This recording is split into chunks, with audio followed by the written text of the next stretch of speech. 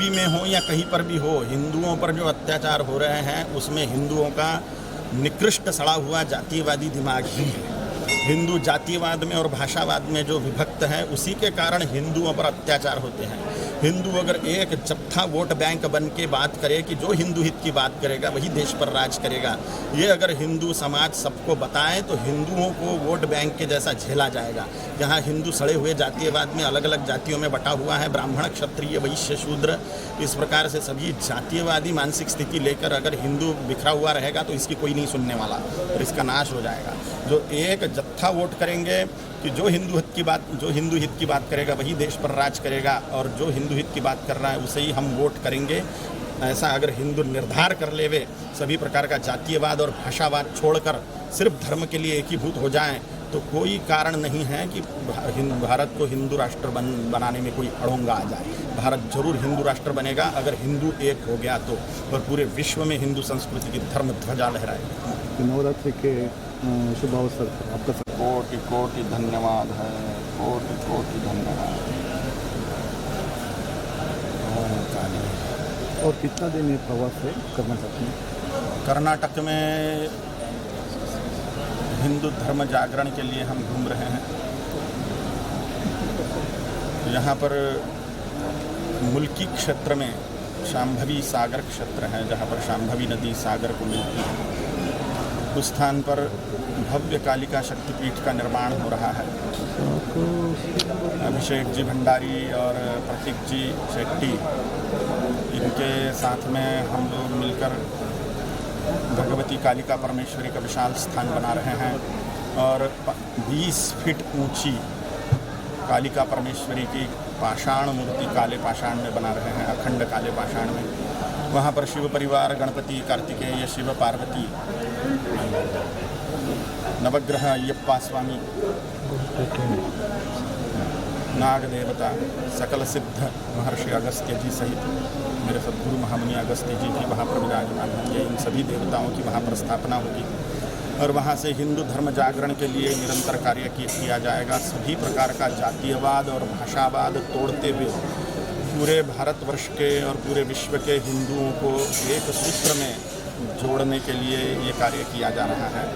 जगदम्बा महामाया महाकाली देवी के चरणों में सभी हिंदू समाज जाति भेद भूलकर, भाषा भेद भूलकर एकत्रित हो जाएगा और पूरे विश्व पर हिंदू साम्राज्य की, हिंदू धर्म की स्थापना हो, ऐसी आशा है।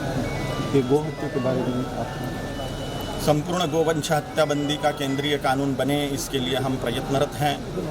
पूरे भारतवर्ष में रोज़ 1 लाख गोवंश काटा जाता है, खौलता गर्म पानी उन पर डाला जाता है, जिंदा पने में चमड़ा उधेड़े जाता है उनका, और इसके तरफ शासन प्रशासन का जैसा चाहिए वैसा ध्यान नहीं है।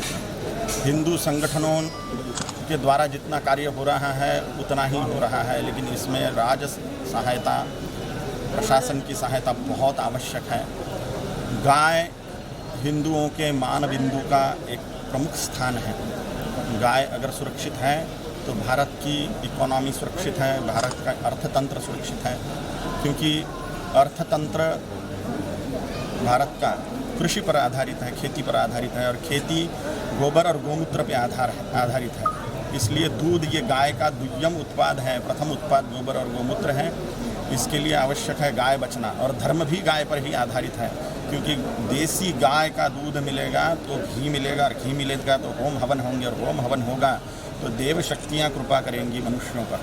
इसलिए आवश्यक है गाय को बचाना। अगर गाय नष्ट हो गई तो हिंदू संस्कृति नष्ट हो जाएगी, इसमें कोई संशय नहीं। इसलिए गोरक्षा करना अत्यंत अनिवार्य है। भारत अगर बचाना है, भारत का अर्थतंत्र बचाना है और धर्मतंत्र बचाना है, तो गाय को बचाना अत्यंत आवश्यक है, वो भी भारतीय गाय।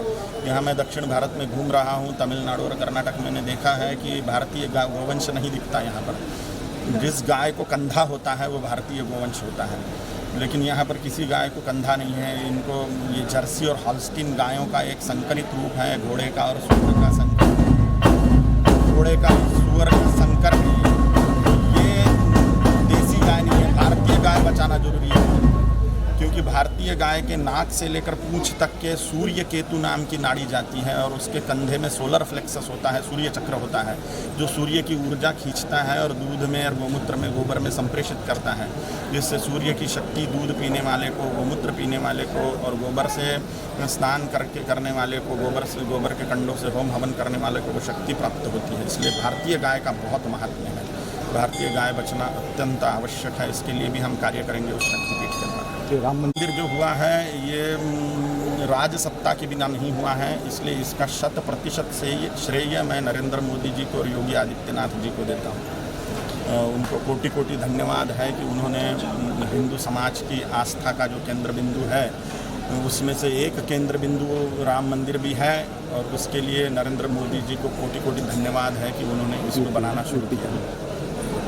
यूपी में जो अच्छा नवरात्रि के शुभ अवसर यही संदेश है, देवी बलि प्रिया है। जो लोग बकरे मुर्गे काटते हैं देवी के सामने वो अज्ञानता से काटते हैं। देवी तो कोई बकरे मुर्गे खाने वाली नहीं है। बकरे मुर्गे देवी के सामने काट के खुद ही खा जाते हैं भगत लोग। तो ये अज्ञान युक्त प्रथा को छोड़ के ये जातीयवाद रूपी और भाषावाद रूपी पशुओं को हम देवी के सामने काटें तो जगदम्बा प्रसन्न हो जाए और हिंदू संस्कृति को वरदान दे देवे एकीभूत होने की और पूरे विश्व पर राज करने का वरदान जगदम्बा दे देवे।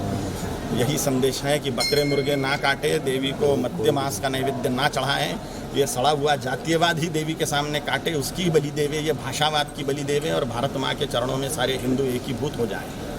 तो कोरोना के बारे में कुछ बोलना चाहिए? कोरोना बीत चुका है। 90% लोगों को कोरोना होके ठीक भी हो गए हैं। खूब होम हवन करिए, धूप दीजिए, सांबरानी धूप दीजिए, राल का धूप दीजिए। जहाँ पर धूप दिया जाता है, जहाँ पर गाय के घी का धुआं निकलता है, वहाँ पे कोरोना कुछ नहीं टिक सकता है। इसलिए कोरोना से निश्चिंत हो जाएं। लेकिन नरेंद्र मोदी जी जो संदेश दे रहे हैं, जो रिस्ट्रिक्शन फॉलो करने के लिए बोल रहे हैं, वो ज़रूर फॉलो करें। डरने की जरूरत है। बहुत अद्भुत स्थान है। भगवती मूकाम्बिका प्रत्यक्ष विराजमान है। अभिभूत हो गया हूँ मैं यहाँ पर आके, धन्य हो गया हूँ। अभिषेक जी भंडारी और प्रतीक जी शेट्टी, इन्होंने मुझे इस स्थान पर लाया और मेरे पास में शब्द नहीं है इन दोनों को धन्यवाद देने के लिए। और देवी माँ के दिव्य दर्शन इतने अद्भुत हुए हैं कि थोड़ी देर और यहाँ पर रुक जाऊँ तो मैं आनंद से पागल हो जाऊँगा। अद्भुत स्थान है, अद्भुत स्थान है। इतनी विलक्षण ऊर्जा है, इतनी शक्ति है, इतनी शक्ति है। प्रचंड ब्रह्मांडीय ऊर्जा इस स्थान पर प्रकट हो रही है अखंड। जो कोई यहाँ पर आएगा उसके सारे दुखों का नाश हो जाएगा। उसके सारे ग्रह दोष, वास्तु दोष, पितृ दोष, नाग दोष, अभिचार दोष, पाप दोष, सभी प्रकार के दोष, सकल दोष निवृत्ति होकर भगवती मूकाम्बिका की कृपा से उसे सकल सौभाग्य की प्राप्ति होगी। इसमें कोई संशय नहीं, कोई संशय नहीं। जगदम्बा महारानी मूकाम्बिका की मुझ पर भी कृपा हुई है।